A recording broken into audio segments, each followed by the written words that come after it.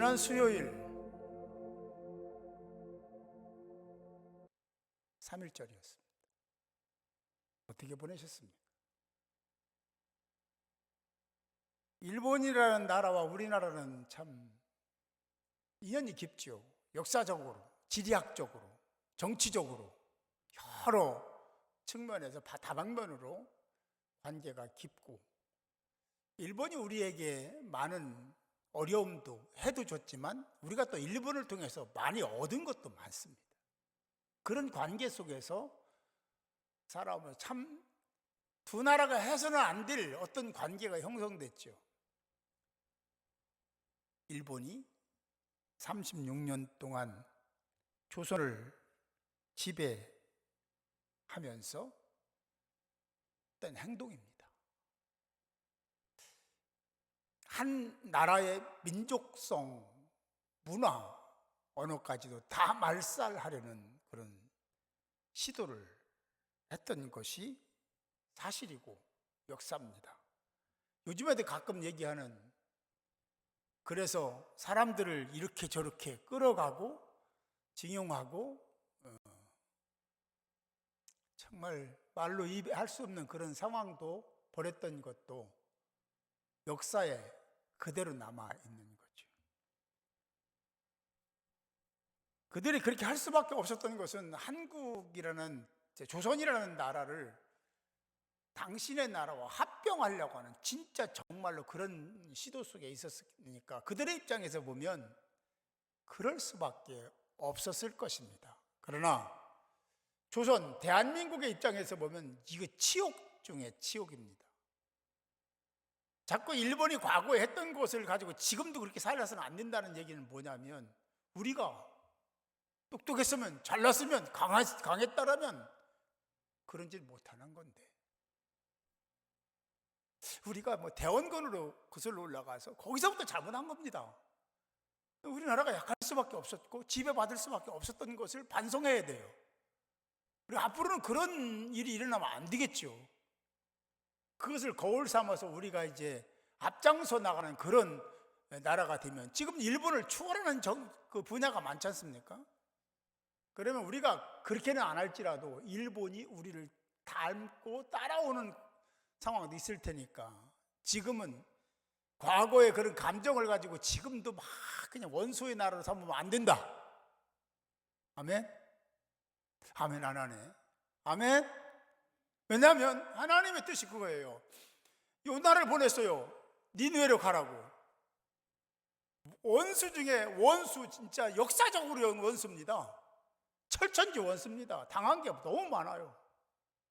그런데 하나님은 원수의 나라에 가서 복음을 전하라는 겁니다. 가당치도 않죠. 그래서 요나가 다시스로 가는 배를 타잖아요. 어떻게 됐습니까? 정말 죽음의 고비를 넘기며 천신만고 그때 다시 하나님이 정하신 그곳으로 가야만 했습니다. 이 조 목사도 마찬가지예요. 제가 목사 되고 싶어서 목사 되지 않았습니다. 돼야 되는 건 맞아요. 인간적 욕망이죠. 욕심이죠. 제 생각이었고, 하나님은 강권적으로 끌어오는 거 아닙니까? 어쩔 수 없었어요. 하나님의 뜻이 옳습니다. 아멘? 아멘은 안 하네. 하나님 뜻이 먼저예요. 아멘? 하나님 뜻이 먼저죠. 두 나라의 악연은 역사에 기록되어 있으니까 잊지는 말아야 되지만, 지금은 그걸 가지고 자꾸 논하면 과거 지향적인 국가, 과거 지향적인 민족이 되는 거예요. 진보가 안 됩니다. 발전이 안 되는 거예요. 그런 상황 속에서 자유함을 얻은 것은 3.1절 지냈잖아요. 3월 1일 대한독립 만세를 외치면서 했습니다.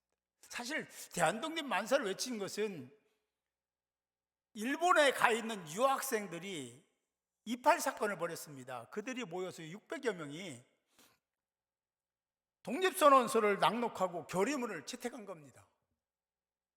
한국에서, 대한민국 이 땅에서 먼저 일어나는 게 아니라 유학생들이 먼저 일본 본토 동경에서 그런 일을 벌였고, 그 문서가 이제 대한민국에 들어오면서 도전을 받고 결기를 보이면서 3.1운동이 일어났던 것입니다. 대략적으로 그래요. 또 여러 가지 다르게 접근하는 분도 계시지만, 대한민국은 참 그런 핍박과 박해를 제일 오랫동안 받았던 때가 그때였다. 부끄럽고 지옥스러운 때였습니다. 자, 초대교회로 한번 가봅시다. 초대교회, 여러분이 잘 아시는 바와 같이 얼마나 많은 핍박을 받았습니까? 거기도 똑같아요. 대제국인 로마가 지배하는 모든 나라를 하나의 로마, 팍스 로마 얘기하잖아요. 그런 로마를 만들기 위해서 그들이 그 정책을 펼치고 있는데, 유대인들이 자기들이 섬기는 제단에서 제사를 드리지 않고 거부하는 겁니다. 황제 숭배의 사상을 거부하는 거예요. 그러니 그들의 입장에서는 가만 놔둘 수가 없었던 겁니다. 그래서 그들은 기독교 박해를 시작합니다. 네로 황제, 여러 가지 접근 방법이 있지만 네로 황제로부터 시작을 해서 박해를 시작한, 콘스탄티누스가 기독교를 국교로 삼을 때까지 250년간이나, 우리는 36년이지만 거기는요 250년간 혹독한 핍박을 받았습니다. 무엇 때문에 받았죠? 우리나라하고는 좀 결이 달라요. 그들은 예수 믿는다는 이유 때문에 핍박을 엄청나게 받았고, 수많은 사람들이 순교를 당해야만 했습니다. 그런 기독교 핍박은 지금도 여전히 진행형이다. 지금도 진행되고 있습니다. 기독교 박해 감시 단체인 오픈도어스 USA에 의해서 전해지는 보도에 따르면 약 3억 4천만 명의 신앙인이, 이거는 지금 더 많이 줄어들었는지 늘었는지 모르지만 좀 된 얘기지만 몇 년 된 거예요. 3억 4천만 명의 신앙인이 핍박과 차별을 당하고 있고, 3억입니다. 3억 4천만 명. 그리고 4,761명은 살해를 당했습니다. 살해를 당했어요. 예수 믿는다고 말입니다. 그리고 4,488개에 달하는 교회가 테러를 당했습니다. 그래도 그들은 신앙을 지키고 있습니다. 대한민국에서 아직 그런 일은 발생하지 않습니다. 예수 믿는다고 살해하거나 테러를 당하거나 그러지는 않지만, 기독교를 핍박하는 상황은 아주 교묘한 방법으로 온 국민의 마음에 독버섯처럼 퍼져나가고 있다 하는 것은 누구나 다 잘 알고 있는 사실입니다. 성경은 마지막 때의 현상들을 이곳저곳에서 말씀하고 있습니다. 마가복음 13장은 마지막 때에 당할 환난에 대해서 말씀하고 있고, 요한복음 15장 19절 하반절을 보면 세상이 그리스도인들을 어떻게 대할 것인가에 대해서 말씀합니다. 그리스도인들을 미워하고 핍박할 것이라고. 너희는 세상에 속한 자가 아니요 도리어 내가 너희를 세상에서 택하였기 때문에, 그래서 세상이 너희를 미워한다.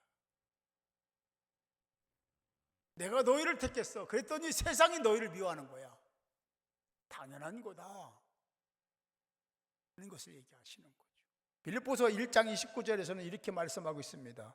그리스도를 위하여 너희에게 은혜를 주신 것, 그것은 다만 그를 믿을 뿐 아니라 또한 그를 위하여 고난도 받게 하려 하심이라. 이게 무슨 얘기입니까? 고난을 받게 하려고. 그래서 은혜를 주셨다라고 말씀하고 있어요. 예수를 믿고 구원받은 자에게는 고난, 핍박이 따른다. 믿으시면 크게 아멘. 동의하지 않을 수 없죠. 하나님 정하신 겁니다. 열심히 해서 안 믿으면 고난, 핍박 받지 않을 수 있습니다. 근데 열심히 믿으면 고난이 와요. 핍박도 와요.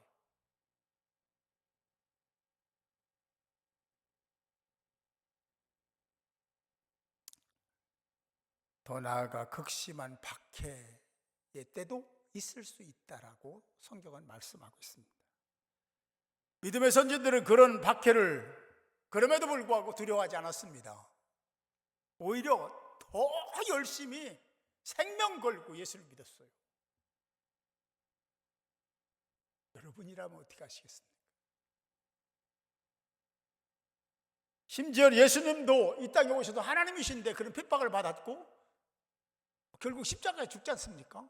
물론 하나님의 뜻과 섭리였었지만, 그래서 순종한 거지만 그 박해를 다 감수했습니다. 오늘 10절 말씀은 이렇게 말해요. 박해를 받은 자는 복이 있다고 말합니다. 이거 굉장히 중요한 얘기를 하고 있는 겁니다. 의를 위하여 박해를 받은 자는 복이 있나니 천국이 그들의 것임이라 라고 말씀하고 있습니다. 전제 조건이 있는데 그게 뭐냐면 의를 위하여입니다. 의를 위하여 박해를 받으면 그 박해는 복이다 라고 말씀하고 있는 거죠. 그 의는 뭐냐면 하나님의 의입니다. 하나님의 의. 하나님의 의가 뭐죠? 예수 그리스도입니다. 예수 그리스도를 위해서, 예수를 위해서 핍박을 받으면 그건 복이다 라고 말씀을 하고 있습니다. 11절에서 이에 대해서 말씀하고 있는데요, 나로 말미암아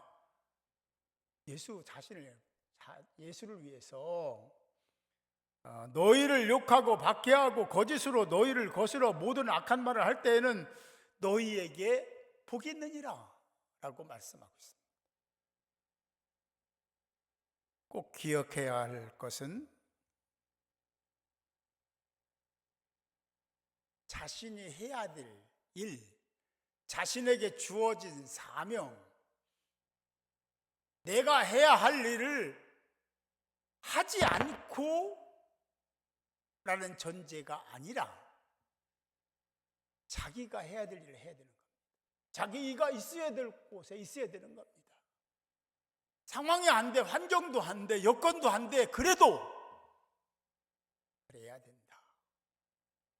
그 전제예요. 그런 전제.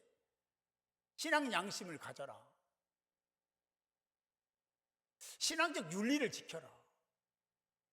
예컨대요, 신앙생활 열심히 한다고 집에 막 바쁘다고 설거지도 안 하고 이렇게 싸놓고 빨래 넣고 확 던져놓고 개키지도 않고 집 반은 막 엉망이고, 그러면 예수 안 믿는 남편이, 자녀들이 보면서 아유 우리 어머니 잘하는 거야, 우리 아내 참 잘해, 아유 박수 쳐주고 그러겠습니까?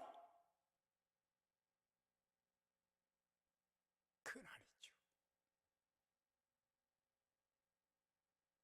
나로 말미암아 라는 말을 꼭 예수로 인하여 라는 말을 기억하시기 바랍니다.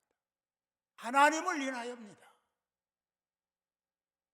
성경에 나오는 많은 인물들이 그런 가치를 가지고 살았습니다. 생명 걸고 말입니다. 여러분 다니엘 아시죠? 다니엘 친구 사드락 메색 아벳느고도 생명 걸고 하나님을 신앙했습니다. 그냥 한 게 아니에요. 생명 담보하고 죽는 겁니다. 발견되면 죽는 거예요. 진짜 던졌는데 하나님 지켜주셨지만, 그런 자세, 태도를 가진 사람을 하나님은 도우셨고, 할렐루야, 지키셨고, 할렐루야, 그들을 사랑하셨습니다. 로마 시대에 박해받은 사람들이 예수를 위해서, 의를 위해서, 예수를 위해서 박해를 받은 겁니다. 이슬람권에 사는 사람들은요, 테러를 많이 당해요. 생명 걸고 예수 믿는 겁니다. 집안에서 쫓겨나요. 엄청난 박해가 있습니다. 그럼에도 불구하고 예수 믿는 겁니다. 예수 믿는다고 조롱당하고 이짐에 당하는 것이 바로 예수 때문에 받는 핍박입니다. 디모데후서 3장 12절에서 말씀합니다. 무릇 그리스도 예수 안에서 또 예수 안에서 경건하게 살고자 하는 자는 박해를 받으리라.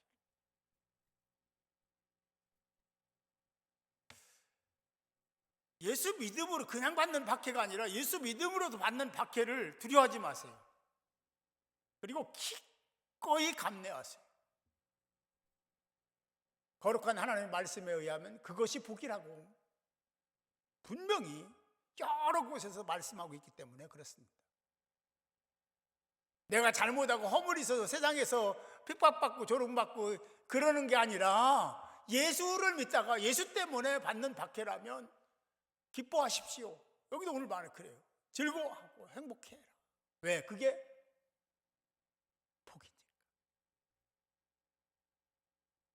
성도는 어떤 박해가 있어도 예수 중심으로 살아야 될 줄 믿습니다. 어떤 상황에도 말씀을 떠나면 안 됩니다. 그리스도의 정체성을 훼손하면 안 되는 거예요. 오히려 우리 더라는 얘기를 아주 보시기 바라요. 그렇게 살아야 되는 거예요. 왜 박해를 견뎌야 하고 그리스도의 정체성을 유지해야만 하는지에 대해서 11절, 12절은 이렇게 말씀하죠. 뜻을 생각하면서 같이 읽기를 원합니다. 11절, 12절 말씀 같이 읽습니다. 시작. 나로 말미암아 너희를 욕하고 박해하고 거짓으로 너희를 거슬러 모든 악한 말을 할 때에는 너희에게 복이 있나니 기뻐하고 즐거워하라. 하늘에서 너희의 상이 큼이라. 너희 전에 있던 선지자들도 이같이 박해하였느니라. 믿으십니까? 여러분들에게 열심히 예수 믿다가 핍박이 오고 박해가 오면요, 기뻐하십시오. 하나님과 직통이 그게 직통입니다. 직통 관계가 형성되는 거예요. 열심히 예수 믿으면요, 예수 열심히 믿으면 핍박 받습니다. 조롱도 받아요. 손가락질 당하죠. 대충 믿으면 그런 일이 절대로 일어나지 않습니다. 열심히 믿는 자들에게 그런 핍박이 있는 거예요.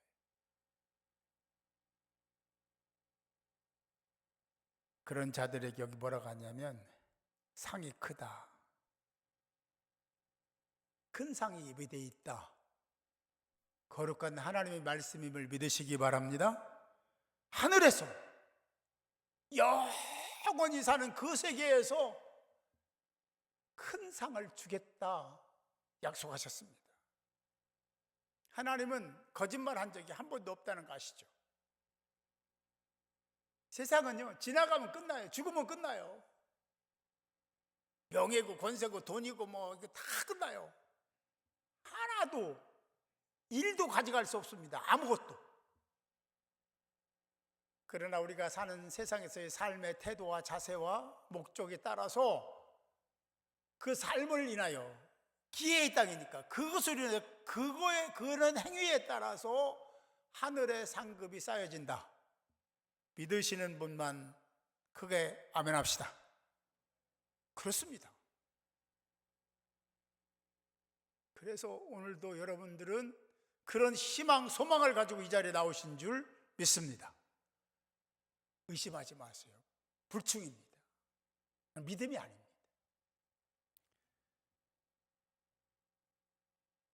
히브리서 11장 25절 26절은 이렇게 말씀하고 있는데요, 도리어 하나님의 백성과 함께 고난받기를 잠시 죄악의 낙을 누리는 것보다 더 좋아하고, 돈 많고 명예 많고 권세 있어서 죄를 지면 뭐 하겠습니까? 그거보다는 함께 고난받기를 즐겨하는 게 더 좋지 않냐는 얘기죠. 그리스도를 위하여 받는 수모를 애굽의 모든 보화보다 더 큰 재물로 여겼으니 이는 상 주심을 바라봅니다. 상 주심을 바라보시기 바랍니다. 세상은 지나가요.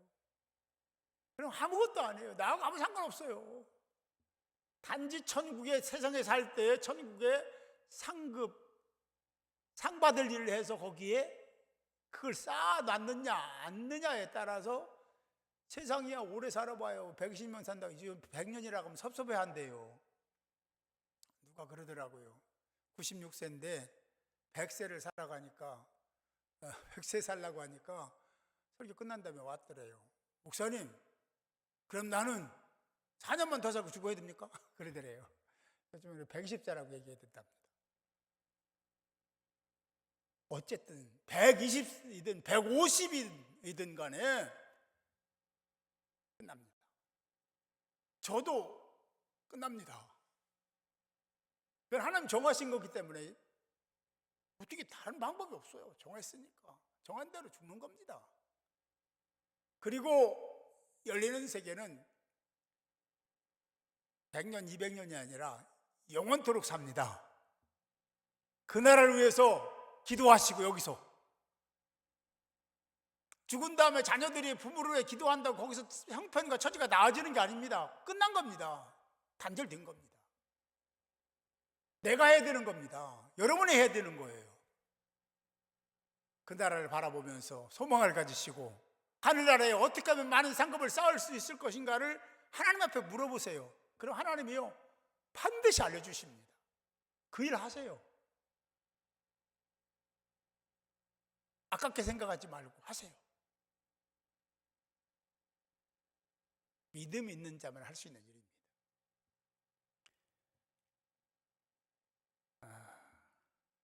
이것을 우리가 안다면, 상 주시기 위한 것이라는 것을 안다면 기꺼이 순종하고 따르고 그러지 않겠습니까? 로마서 8장 18절은 이런 희망을 우리에게 주시는데요, 현재의 고난은, 여러분 잘 알고 있는 거예요. 장차 우리에게 나타날 영광과, 예전 어떤 성경은 좋게 비교할 수 없다, 비교할 수 없도다.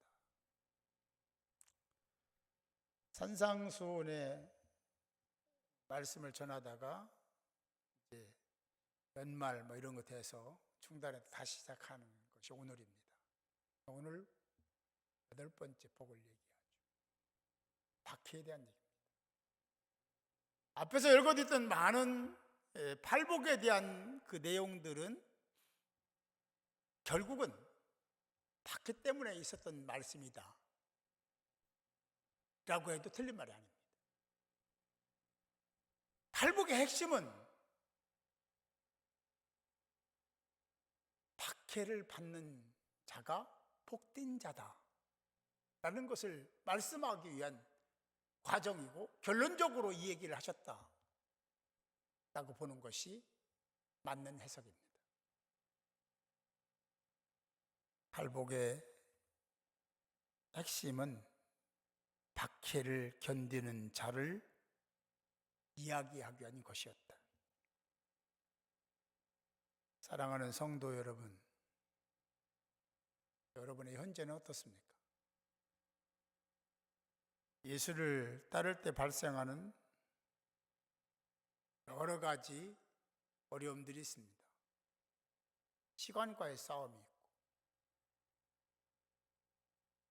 사업과의 관계도 굉장히 밀접하고, 직장 생활과도 밀접하고, 가정사회도 밀접한 관계가 형성되어 있기 때문에 하나님을 따르려면 하나님 이해의 것을 양보해야 되고 손해봐야 되고, 그러지 않으면 하나님 따를 수가 없고, 핍박을 견딜 수도, 박해를 견딜 수도 없습니다. 그래서 팔복을 얘기하시는 거예요. 사실 인생이기 때문에 말은 쉽게 할지 몰라도 정말 단순한 것이 아닙니다. 현실적으로 쉽지 않죠. 그래서 하나님은 그보다 훨씬 본질적이고 훨씬 큰 이야기를 하고 계신 겁니다. 내가 말한다. 내가 너에게 말한다. 상이 크민이라 할 때 크민이라 하는 그 말 속에는 내가 있다라는 뜻이 있습니다.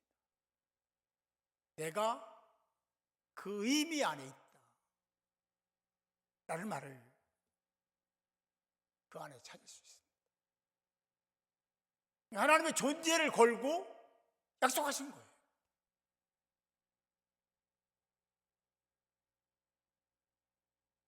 믿으시는 분만 크게 아멘 합시다. 못 믿으면